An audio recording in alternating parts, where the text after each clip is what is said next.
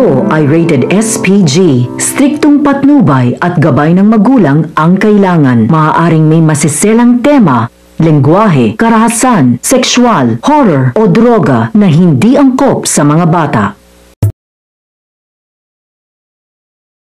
Makikipagkaibigan na si Zoe kay Annalyn. Mag-aalala siya dahil baka magalit sa kanya si Tita Lynette niya dahil sa huling engkwentro nila noon. Pero si Annalyn na ang bahala na magpaliwanag sa nanay niya. Ang mahalaga, magkabati na sila. Palagi na rin magtatalo sina Zoe at Moira dahil kay Annalyn. Para kay Moira, nakakasira na si Annalyn sa relasyon nila mag-ina. Magandang araw at welcome back sa aking channel, mga kaganapan sa abot kamay na pangarap.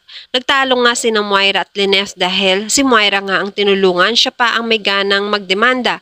Panay ang bato ni Lynette ng prutas. Parehas sila nito. Inuuod kapag nabubulok. Inawat siya ni Dr. Ray dahil bawal matamaan si Moira sa ulo. Uulitin sana ni Lynette dahil kung ganyan lang din naman, mas mabuti pang bumalik na lang siya sa dati. Nagbanta si Lynette na hindi lang ito ang mapapala ni Moira kapag saktan pa niya ulit ang anak niya. Samantala, nagbantay si Zoe kay Luke. Kinuwento niyang hindi siya makapaniwala sa mami niya. Sana mami na lang niya ang hindi makalakad para wala na siyang magawa. Si Luke kasi ang hindi makalakad at medyo nasaktan siya. Humingi ng pasensya si Zoe. Maraming hindi magagawa si Luke dahil hindi siya makalakad. Hindi siya makapaggamot. Mukha pa nga siyang pasyente, ang sabi niya. Pinalakas ni Zoe ang loob ni Luke. Mahina siya ngayon pero may therapy naman. May pagpapatuloy pa rin ni Luke ang pagiging doktor niya. Wag lang siyang susuko. Kinomfort ni Zoe si Luke. Palagi lang si Zoe sa tabi ni Luke. Samantala, nakita ni na Ivan at Karen si Doc Joyce na may dalang pagkain para kay Chang Susan. Inakala nila na may masamang balak ito kay Chang Susan. Nakarating na nga si Joyce sa Eastridge para dalawin si Chang Susan. Labis na nagpasalamat siya dahil utang niya ang kanyang buhay kay Chang Susan. Ang sweet ni Chang Susan dahil hindi siya nahingi ng kahit anong kapalit pagkatapos niyang iligtas si Joyce. Pero nagbiro siya na sana pinera na lang niya. Mas kailangan niya yon. Nag-iba ang itsura ni Joyce. Napansin yun ni Chang Susan pero nagbibiro lang naman siya. Natawa siya. Habang hinahanda ni Joyce ay tinawag nila si Miko at dumating sina Ivan at Karen para awatin. Inisip nila na may lason ito. Nagsalita si Joyce na bakit naman niya lalasunin ng taong nagsagip sa kanya nung lindol. Kaya nga niya binigyan ng pagkain bilang pasasalamat niya. Kumalma naman sina Karen at Ivan. Nakisama na rin sila sa pagkain. Naikwento pa nila na mabuti pa siya marunong mag-thank you pero si Moira nagagalit pa siya, niligtas siya ni Annalyn. Dagdag pa ni Chang Susan na idedemanda pa si Annalyn ni Moira. Maya-maya may isang babaeng pumasok. Nakilala siya ni Chang Susan. Si Melba. Siya pala ang pasyente ni Dr. Enriquez kanina. Masakit ang ulo niya. Ayaw rin niyang magpa-CT scan dahil wala siyang pera. Hindi naman sila close ni Melba. Magkapit-bahay lang sila dati. Naikwento ni Chang Susan na kawawa si Melba dahil iniwan siya ng asawa at dinala ng asawa niya ang anak nila. Hindi naman siya sure. Naririnig siya ni Melba. Tinawag ulit ni Chang Susan si Melba pero dinedma lang siya nito. Sa kabilang banda, naghihintay si Carlos kay Lynette sa office nito. Maya-maya ay tumawag si RJ at nakinig muna si Carlos. Tinanong ni RJ kung natanggap na ba ni Lynette ang red roses. Akala niya si Lynette ang nasa linya. Nabigla si RJ nung marinig ang boses ni Carlos. Siya ang sumagot dahil wala pa si Lynette. Nagtaka siya kung bakit naman magpapadala si RJ ng red roses. Humingi naman ng pasensya si RJ. Walang ibig sabihin ito. Nagpapasalamat lang siya kay Lynette.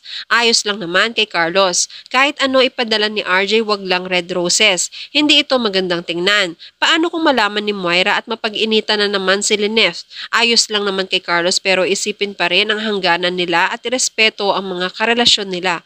Wala rin naman siyang nakikitang red roses sa loob ng office ni Lynette. Humingi ng pasensya ulit si RJ bago magpaalam.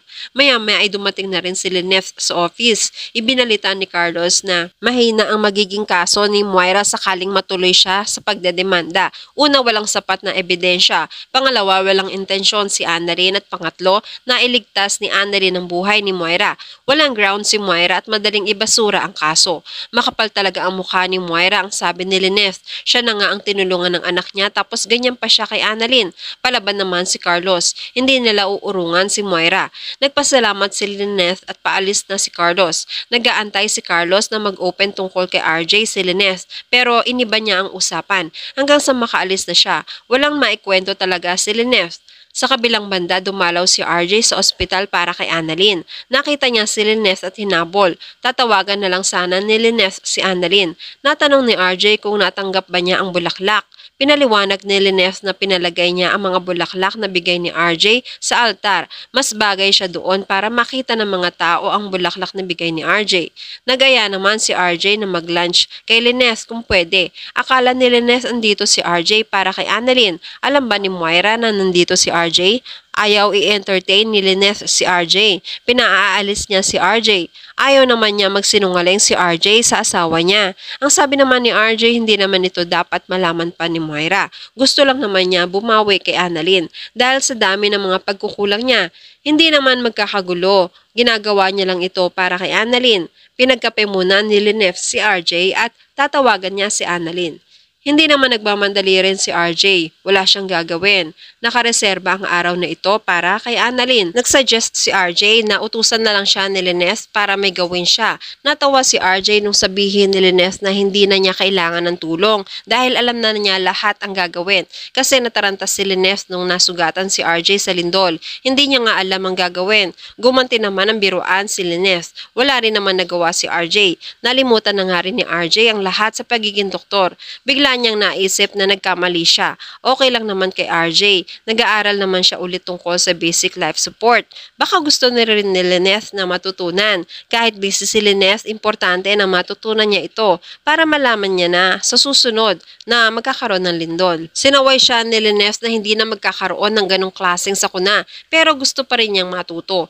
Habang tinuturuan si Lineth ni RJ ay nakita sila ni Carlos. Binuksan kasi ni Carlos ang pinto at nakita niyang busy sina Lineth at RJ. Nag-aaral tungkol sa first aid. Sa kabilang banda, nag-iisa naman si Lindon at kausap ang larawan ni Emily. Parang siyang nabunutan ng tinik nung patawarin siya ni Miko. Handa na siya ngayon na mag-move on. Nabigo niya si Emily dahil sinira niya ang buhay niya noon. Mabuti na lang andito si Annalyn. Isa siya sa dahilan para matigil si Lindon sa pagkalulong niya sa gamot. Si Annalyn rin na nagpaalala sa kanya na hindi niya dapat sisihin ang sarili sa mga nangyari kay Emily. Si Annalyn rin ang dahilan para magbago ang buhay niya. Nakikinig naman sa kanya si Annalyn sa malayo. Handa na siya noon na sumama kay Emily pero nagising siya sa sinabi ni Emily na may tutulungan pala siya. Si Annalyn pala yon. Niligtas niya si Annalyn at eto, pinakamagandang desisyon niya. Dahil nakita niya si Annalyn, nagpapasalamat din siya dahil utang niya ang buhay niya kay Annalyn. Sa teaser, problemado si Moira dahil hindi niya makausap si Zoe. Naikwento ni RJ na hindi uuwi si Zoe at makikipag-hangout si Zoe kasama ang mga kaibigan. Makikipagkaibigan na rin si Zoe talaga kay Annalyn. Magagalit na rin si Moira kay Zoe dahil pinagtatanggol niya si Annalyn. Nasisira na silang mag-ina dahil kay Annalyn. Pinapaalis naman ni Zoe si Moira pero hindi pumayag si Moira dahil ospital niya ito. Nasabi ni Zoe na hindi niya ito ospital. Sa daddy niya ito dahil lang sa SPA kaya siya ang nagmamayari. Sasampalin naman ni Moira si Zoe. At yan ang mga pakakaabangan natin sa Abot Kamay na Pangarap. Kung gusto nyo ng mga ganitong klase ng video, please like this video and please subscribe to my channel. At pakihit mo na rin ang notification bell para ma-update ka kung meron tayong mga bagong uploads. Maraming salamat sa inyong panonood. Paalam!